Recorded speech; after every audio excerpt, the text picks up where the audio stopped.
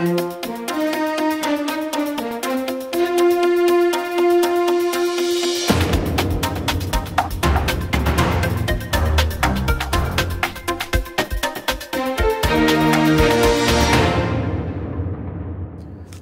January 27th edition of the Chicago Tribune features on the front page the headline, "Where are all the kids?"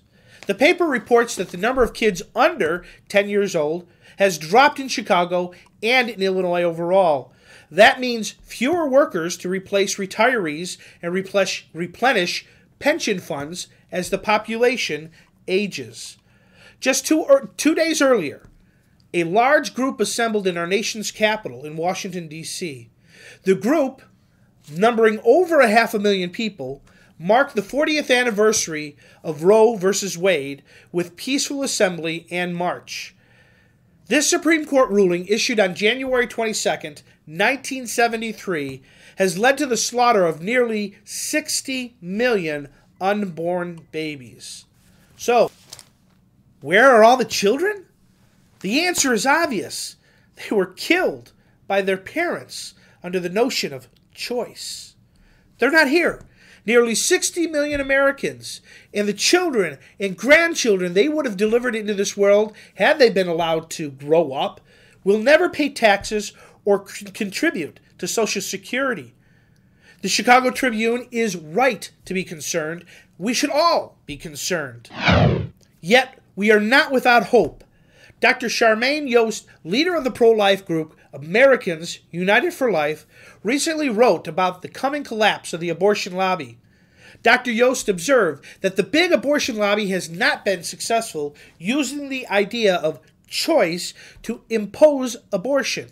Therefore, she writes, they intend to impose abortion through coercion. None other than Time magazine in their January 14th issue asked, what choice? Time observed that big abortion won an epic victory 40 years ago with Roe v. Wade, but concludes they've been losing ever since. Recognizing that using the word choice to promote their political agenda is only causing people to consider the morality of that act.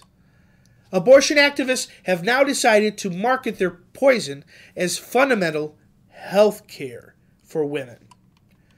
Dr. Yost writes, and in response, what do we see in the pro-life legal community?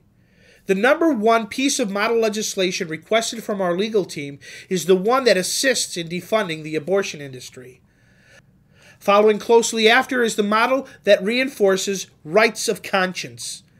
These legislative changes, when enacted, become a powerful restraint on the abortion industry. But that's only the beginning. In the last 2 years alone, the legal team at Americans United for Life has helped enact nearly 50 new pro-life laws. In addition, we have a tremendous tidal wave of life-affirming legislation in the pipeline.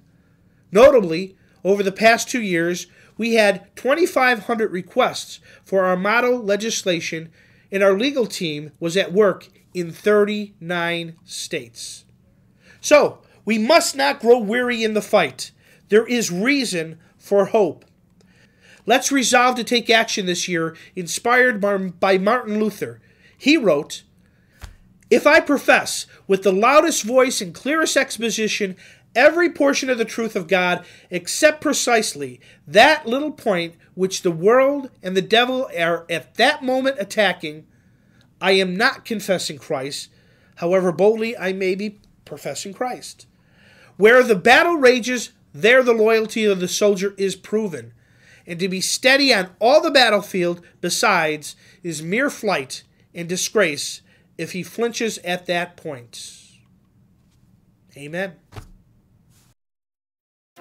This has been brought to you by the Illinois Family Institute, promoting marriage, family, life, and liberty in the land of Lincoln. For more information, go to illinoisfamily.org.